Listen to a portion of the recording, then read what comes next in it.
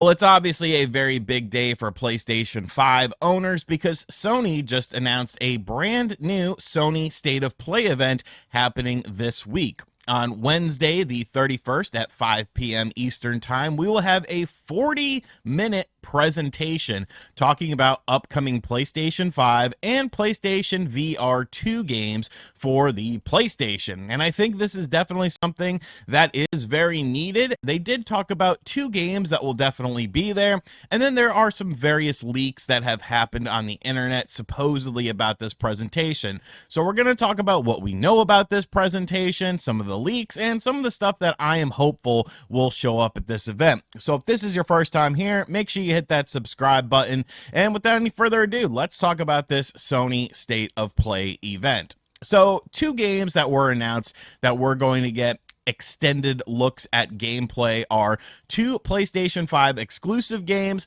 that are not first-party games. A lot of people don't seem to understand when I'm talking about the state of PlayStation in 2024. I'm talking about first-party stuff, not necessarily third-party exclusive stuff. But those two games that we do know about are Rise of the Ronin and Stellar Blade. These games will be getting extended looks at this event, and honestly, they both look very cool. If I had to pick which one I was a little bit more interested in, I would say it's probably Stellar Blade. It reminds me a bit more of like a futuristic Devil May Cry style game. I don't know, it's something about the recent ninja games. Like, I kind of like more linear ninja games, like Tenshu. Like, I always thought those were fun, where it's like you have a starting point and you have an ending point, and it's not really like a big open world. I don't know, maybe I need to give them a better chance. But getting extended looks at these games, you know, that's pretty important. These are obviously two titles that are very important to the PlayStation 5 lineup of games this year, and I think we can all assume that we'll get some Final Fantasy VII Rebirth at this event as well. There's been lots of preview events for this. The game is releasing rather soon, and you know, you probably want to showcase a little bit more from this game. Maybe show some of the world elements of it. They keep saying how big the world is since you're outside of the gates of Midgar now, and just kind of exploring everything that's out there. I'd like to see a little bit more of the world, kind of how it's going to work, you know, various traversal systems, but I think that's a good sort of guess as to what is going to be there, considering it comes out pretty damn soon. But then we have to get into the leaks portion of this, and we got some leaks from Sheshpal Nick. I don't know, I could never say his name right. Sepishal, Sheepshaw, whatever. Nick, you know, we've talked about him before. He put out a tweet yesterday saying, on the 31st, roughly, Ronins will rise, will die stranded, have a rebirth, and Kojima will fulfill his dream. Sonic will live in the shadow of his generation, while the hills will remain silent until the dawn when you'll need to catch the metro. Just don't be a Judas about it. So I guess we're potentially leaking stuff here, and from what I've heard from some sources, this is about 80-85% accurate, but some things were indeed missed. And when you look at what's being talked about here, you could kind of deduce what is being said. Obviously, this is alluding to a state of play coming on the 31st, and now we know that that's a reality. So Death Stranding 2, that's obviously a game that is going to be here if we are to believe these leaks. And I mean, I don't know, man. I was not a fan of the original Death Stranding, as everyone is well aware. If you like the game, that's fine. I do not care. I just was not, it didn't grip me in any way, shape, or form. I gave it an honest effort of 15 plus hours, and I just was like, I'm done with this game. I'm done. So I hope it's kind of more so like that director's cut that we saw that had like the Metal Gear inspired stealth missions. I think that would be really cool. Final Fantasy VII Rebirth, like we just said. Sonic Generations Remaster. Now, that's a very interesting game if we talk about Sonic will live in the shadow of his generation.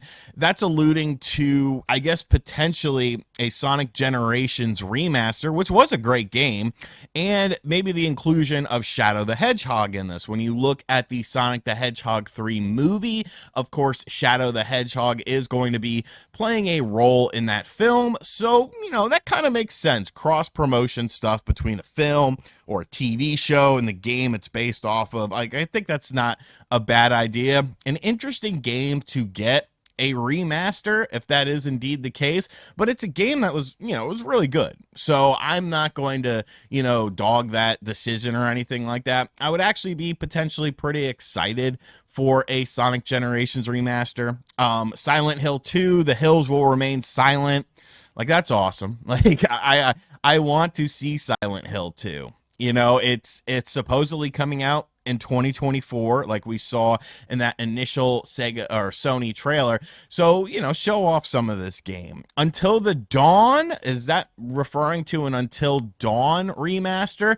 I actually really loved Until Dawn on the PS4. That was one of my favorite games on the system. I think they just did a great job of nailing like everything with that game.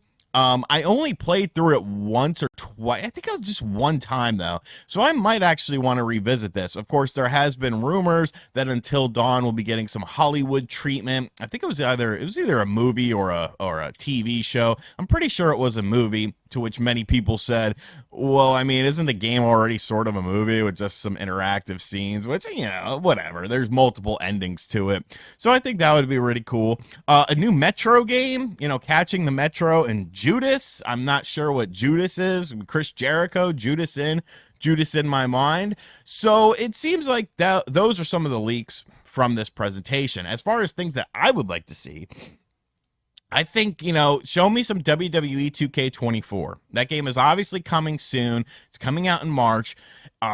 We haven't seen anything from it, really, except for the initial sort of trailer. I'd love to see some gameplay from that. And I guess the big game that I would really like to be there is Metal Gear Solid Delta. Like, show me some more of this game. Let me know if there's going to be any differences. Is it just a complete graphical overhaul? Will there be some additional content in this game as well? Because once again, that is indeed a 2024 game, at least according to what Sony put out with their little PlayStation 5 sizzle reel as far as 2024 games were concerned. Now, when you look at these games, there's not a lot of PSVR2 stuff, if anything. I guess maybe Judas or the Metro game could be PSVR2, but I doubt that for the Metro game. Maybe Judas, whatever that is. But I would definitely like to see some PSVR2 sort of integration, because we haven't gotten, Gran Turismo 7, awesome. Resident Evil 4 was cool if you wanted to play through it again. But I don't know. I just feel like they sort of put that out there. It sold decently, and then they were just like, you know what? Yeah, we're done with this. I feel like PSVR 1 had so many more interesting experiences, and really for me, it's not necessarily about games with PSVR 2. It's more so about experiences. I want stuff like the Batman cave that was in, the PSVR 1. Like, why is that not made a jump over to PSVR 2? I think that would be super cool because I've never played it before. So I'd definitely like to see some more sort of, titles announced for PSVR 2, whether they're first party or third party. Like, somebody has to make some larger games for this thing, or larger experiences for people to be excited about it, want to keep it, or want to pick it up.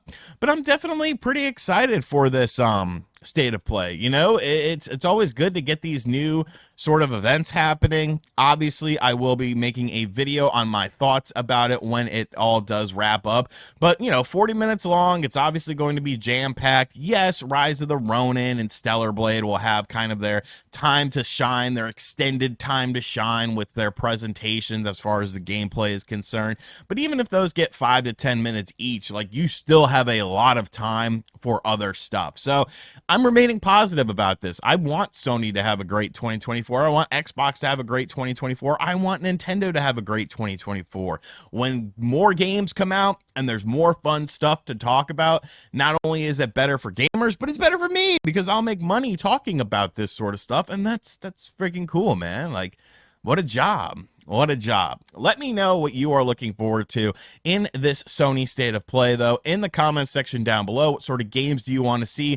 Do you believe the alleged leaks that are coming out of this? It does look like that is going to be accurate, but like I said, from what I've been told, some things were indeed missed, and some of these things were allegedly pretty cool. Does that mean they were cut from the presentation, or does that mean that the information presented just wasn't completely accurate as far as everything involved? We'll find all all that out on Wednesday. Make sure you guys are subscribed to the channel. Like I said, we will be doing a video on the Sony State of Play after it wraps up.